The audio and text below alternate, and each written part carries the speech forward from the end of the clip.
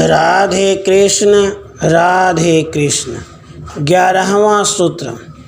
और वह आकाश पर्यंत सब भूतों को धारण करना रूप क्रिया आदि परब्रह्म ही है, क्योंकि उसे सब पर भली भांति शासन करने वाला कहा गया है।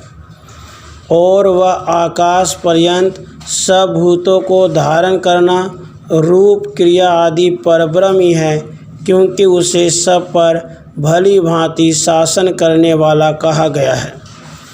बृहदारण्यक उपनिषद में कहा गया है, इसी अक्षर से सूर्य और चंद्रमा धारण किए हुए हैं एवं द्युलोक पृथ्वी निमेष मुहूर्त दिन रात आदि काल इससे धारण किए हुए हैं।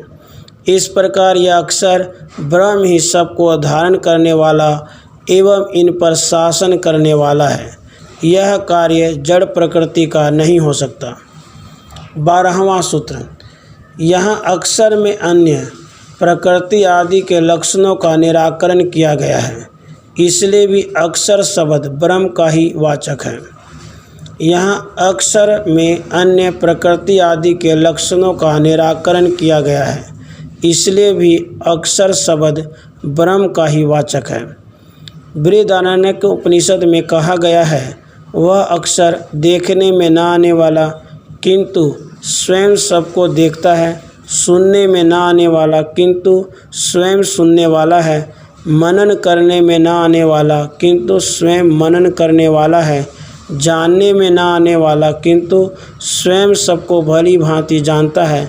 इस प्रकार ये गुण विनाशशील प्रकृति के नहीं हो सकते, इसलिए यहाँ अक्षर परब्रह्म का ही वाचक है। 13वां सूत्र। यहाँ परम अक्षर को इक्षते क्रिया का कर्म बताए जाने के कारण वह परब्रह्म ही है। यहाँ परम पुरुष को इक्षते क्रिया का कर्म बताए जाने के कारण वह परब्रह्म ही है। प्रश्नोपनिषद में 3 मात्राओं वाले और द्वारा इस अक्षर ब्रह्म का निरंतर ध्यान करना बताया गया है, वह ब्रह्म ही है। इसी को इक्षते साक्षात करना क्रिया कर्म बतलाया गया है। 14वां सूत्र। उक्त प्रकरण में दहर सूक्ष्म शब्द से जिस ज्ञेय तत्व का वर्णन किया गया है वह ब्रह्म ही है, क्योंकि उसके पश्चात आए हुए वचनों से यही सिद्ध होता है। उक्त प्रकरण में दहर सूक्ष्म शब्द से जिस ज्ञेय तत्व का वर्णन किया गया है वह ब्रह्म ही है, क्योंकि उसके पश्चात आए हुए वचनों से यही सिद्ध होता है। छांदोग्य उपनिषद में कहा गया है, इस ब्रह्म के नगर रूप मनुष्य शरीर में कमल के आकार वाला एक घर है, उसमें सूक्ष्म आकाश है, उसके भीतर जो वस्तु है उसको जानने की इच्छा करनी चाहिए। यहाँ इसी दहर सूक्ष्म शब्द का लक्ष्य परब्रह्म ही है। आगे इसी को पापों से रहित, जरा मरण वर्जित, शोक शून्य, सत्य काम, सत्य संकल्प तथा अभय, अमृत और ब्रह्म कहा है। अतः यहाँ दहर शब्द ब्रह्म का ही वाचक है। 15वां सूत्र।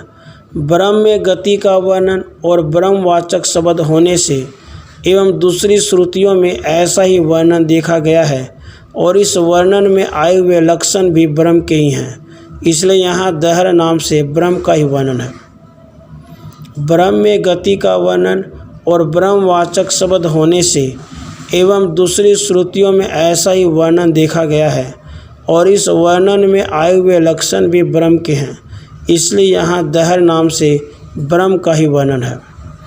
श्रुतियों में कई स्थानों पर कहा गया है कि सुषुप्ति अवस्था में जीव सत नाम से कहे जाने वाले परब्रह्म परमात्मा से संयुक्त होता है, यही इसकी गति है, तथा अमृत, अभय आदि लक्षण ब्रह्म में ही सुसंगत है। इससे यह सिद्ध होता है दहर नाम से परब्रह्म का ही वर्णन है। 11वां सूत्र। और वह आकाश पर्यंत सब भूतों को धारण करना रूप क्रिया आदि परब्रह्म ही है, क्योंकि उसे सब पर भली भांति शासन करने वाला कहा गया है। 12वां सूत्र। यहाँ अक्षर में अन्य प्रकृति आदि के लक्षणों का निराकरण किया गया है, इसलिए भी अक्षर शब्द ब्रह्म का ही वाचक है।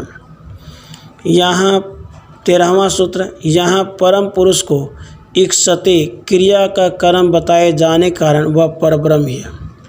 14वां सूत्र, उक्त प्रकरण में दहर शब्द से जिस ज्ञेय तत्व का वर्णन किया गया है वह ब्रह्म ही है, क्योंकि उसके पश्चात आए हुए वचनों से यही सिद्ध होता है।